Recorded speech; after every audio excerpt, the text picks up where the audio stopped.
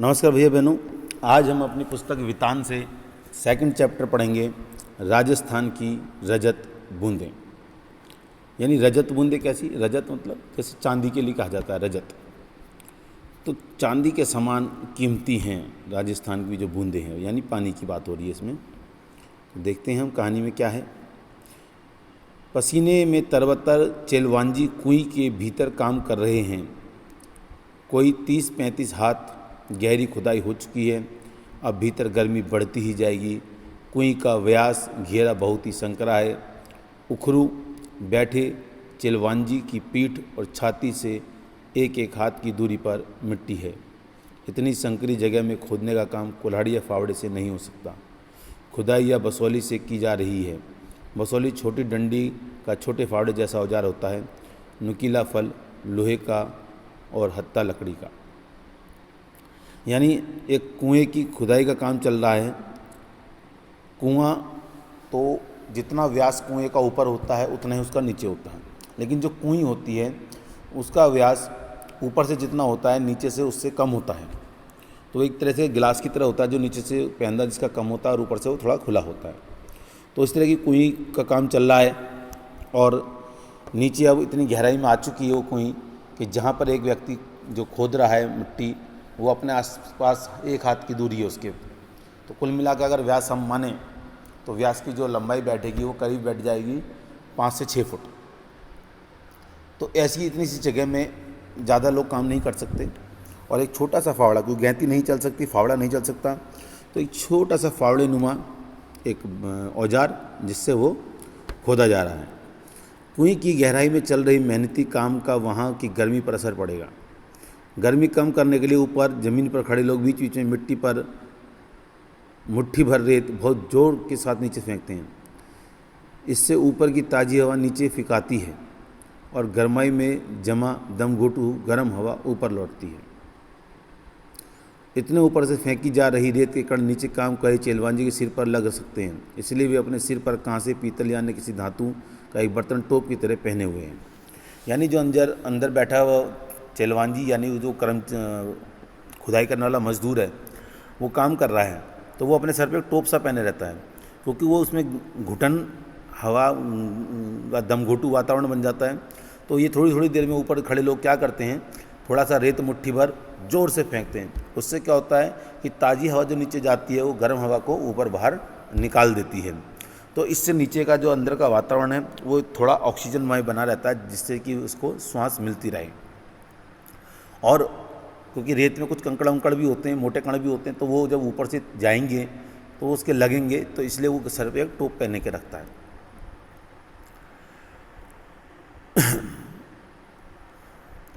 नीचे थोड़ी खुदाई हो जाने के बाद चेलवांजी के पंजों के आसपास मलबा जमा हो गया है। ऊपर रस्सी से एक छोटा सा डोल या बाल्टी नीचे उतारी जाती है, मिट्टी उसमें भर दी जाती है और पूरी सावधानी के साथ खींचते समय भी बाल्टी में से कुछ रेत, कंकड़, पत्थर नीचे गिर सकते हैं। टोप इनसे भी चेलवांजी का सिर बचाएगा। तो जब वो मिट्टी उसमें भर देता है और जब ऊपर खींची जाती है तो भी उसमें कुछ ना कुछ हिलते डुलते गिरता है, तो वो भी सर पे लग सकता है, इसलिए वो टोप बचा लेता है उसको। चेलवांजी यानी चेजारो कुएं की खुदाई और एक विशेष तरह की चिनाई करने वाले दक्षतम लोग। तो चेलवांजी क्या है, तो खुदाई करने का जो उनका तरीका और उसके अंदर जो चिनाई करने का तरीका, एक विशेष टेक्नोलॉजी टाइप की होती है ये, तो वो लोग होते हैं यह काम चेजा कहलाता है, इसलिए उसको करने वाले को चेलवांजी।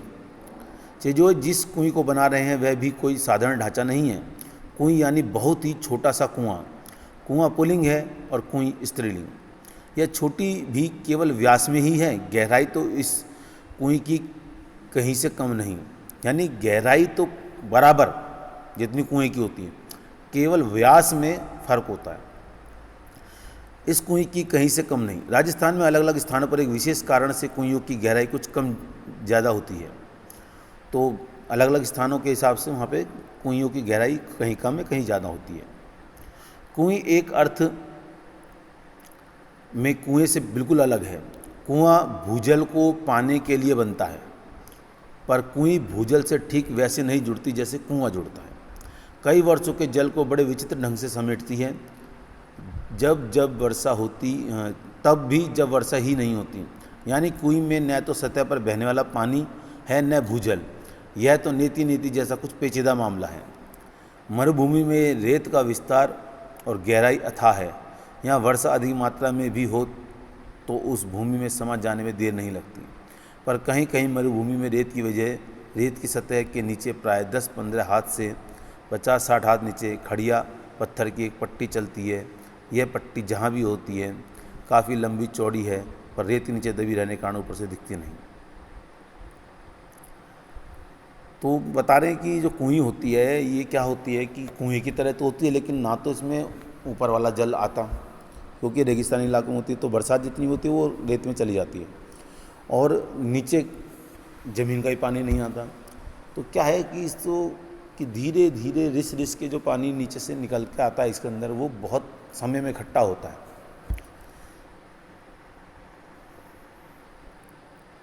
50-60 हाथ नीचे खड़े पत्थर की एक पट्टी चलती है, पट्टी जहाँ भी होती है तो एक 10-15 हाथ नीचे यानी लगभग 20-25 फुट के नीचे खड़िया की पत्थर की पट्टी एक रहेगी, मतलब पत्थर से रहते हैं।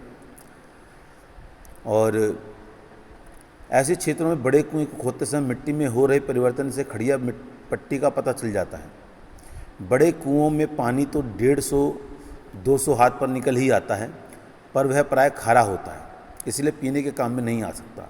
बस तब इन क्षेत्रों में कुइयाँ बनाई जाती हैं। पट्टी खोजने में पीढ़ियों का अनुभव भी काम आता है। बरसात का पानी किसी क्षेत्र में एकदम बैठे नहीं तो पता चल जाता है कि रेत के नीचे ऐसी पट्टी चल रही है। तो यानी जो अनुभवी लोग हैं उन्हें ये बात समझ में आ जाती है, उनके अनुभव से भी खुदाई होती है ताकि वो पट्टी मिल जाए। तो बरसात का पानी किसी एक क्षेत्र में एकदम बैठे नहीं तो पता चल जाता है कि रेत के नीचे ऐसी पट्टी चल रही है। एकदम बैठ गया समझ लो गया नीचे, अगर नहीं थोड़ी दिक्कत तो समझ लो नीचे वो है। यह पट्टी वर्षा के जल को गहरे खारे भूजल तक जाकर मिलने से रोकती है। तो यानी जो खड़िया मिट्टी की पट्टी बता रहे हैं जो होती है, इससे क्या होता है कि जो वर्षा का जल है वो खारे जल में जाकर मिलने से रुक जाता है। ऐसी स्थिति में उस बड़े क्षेत्र में वर्षा पानी भूमि की रेतीली सतह और नीचे चल रही पथरीली पट्टी के बीच अटक कर नमी की तरह फैल जाता है। तेज पड़ने वाली गर्मी में इस नमी की भाप बनकर उड़ जाने की आशंका उठ सकती है, पर ऐसे क्षेत्रों में प्रकृति की एक और अनोखी उदारता काम करती है। रेत के कण बहुत ही बारीक होते हैं। वे अन्यत्र मिलने वाली मिट्टी के कणों की तरह एक दूसरे से चिपकते नहीं हैं।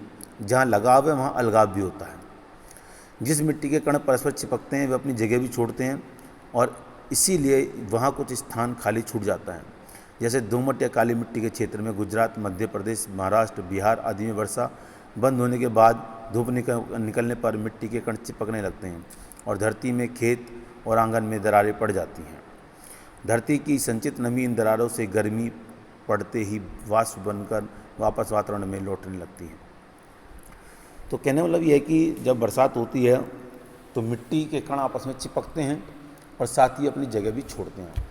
मिट्टी का कटाव होता चला जाता है, लेकिन रेत जो होता है वो पानी तो सोखता है, लेकिन उसके कण फिर भी अलग अलग ही रहते हैं, हम आपस में चिपकते नहीं हैं। ये एक विशेषता है दोनों की। आज इतना ही पढ़ेंगे, बाकी का अगली क्लास में। नमस्कार।